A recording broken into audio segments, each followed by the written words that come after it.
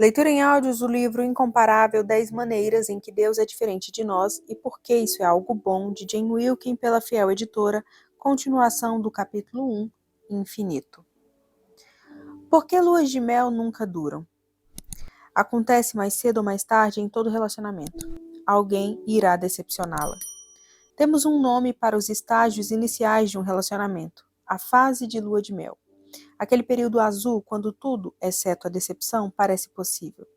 Nós amamos a fase de lua de mel porque ela não requer esforços.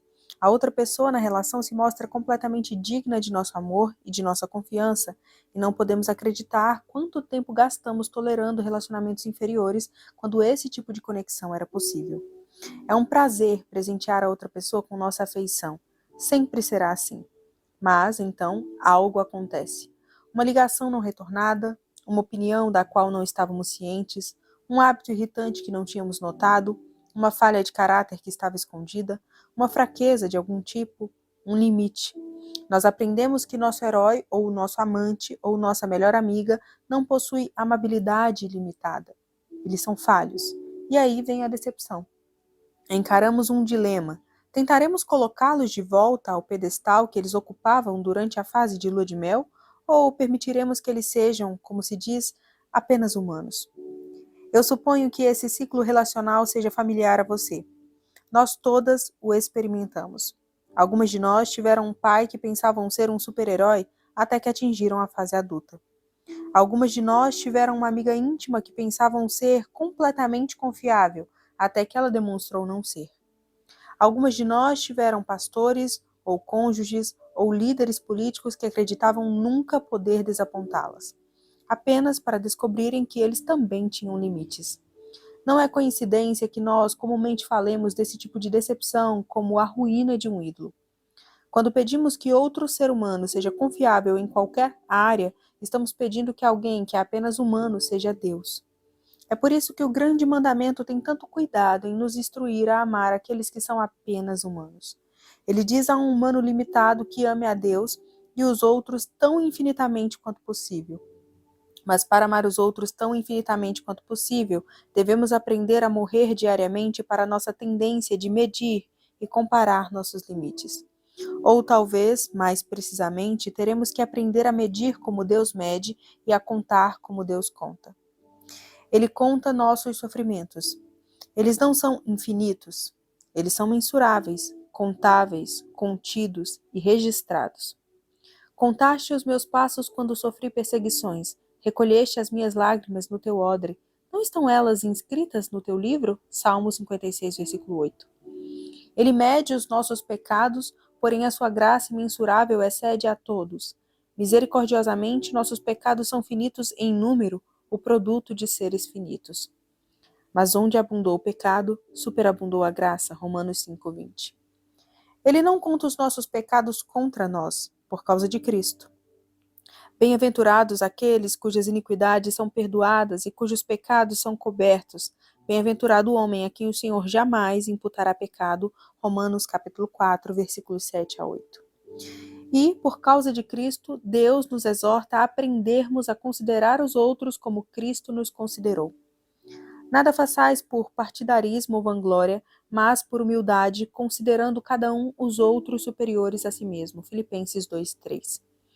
Ele nos chama a reexaminarmos as avaliações de nossos sucessos humanos. Mas o que para mim era lucro, isto considerei perda por causa de Cristo. Sim, deveras considero tudo como perda por causa da sublimidade do conhecimento de Cristo Jesus, meu Senhor. Filipenses 3, versículos 7 a 8.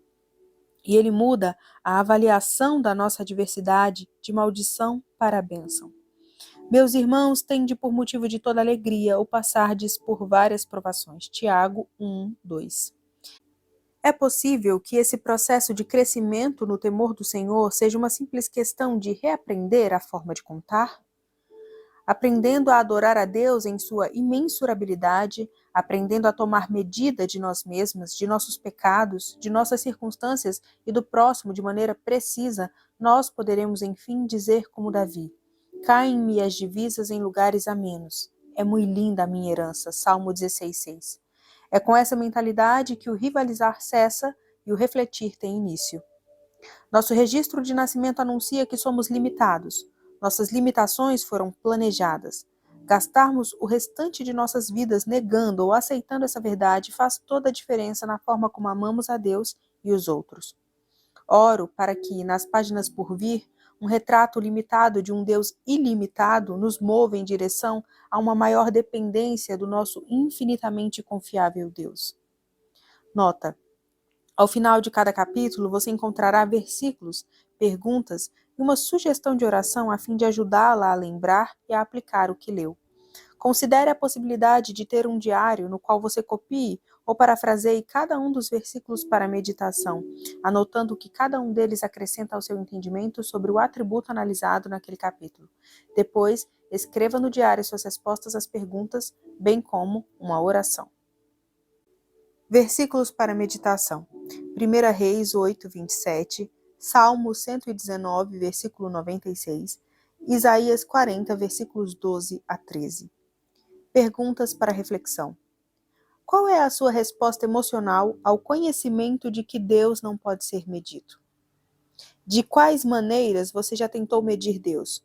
Quais limites você tem colocado ou desejou colocar em seu caráter ou em sua vontade? Contra qual limitação ou restrição dada por Deus você mais quer se rebelar? Como essa limitação pode servir para o seu bem e para a glória de Deus? Quem são as pessoas em sua vida cujos limites você precisa aceitar? Quem são as pessoas em sua vida que precisam aceitar os seus limites? De que forma você poderia definir limites amorosos nesses relacionamentos? Oração. Escreva uma oração ao Senhor pedindo a Ele que lhe mostre maneiras pelas quais você tentou medi-lo. Peça a Ele que lhe mostre como sua própria limitação pode trazer glórias a Ele. Peça a Deus para mostrar-lhe as maneiras pelas quais você pensou nele como tendo limites em relação a quem ele é ou o que pode fazer. Louve-o por ser ilimitado.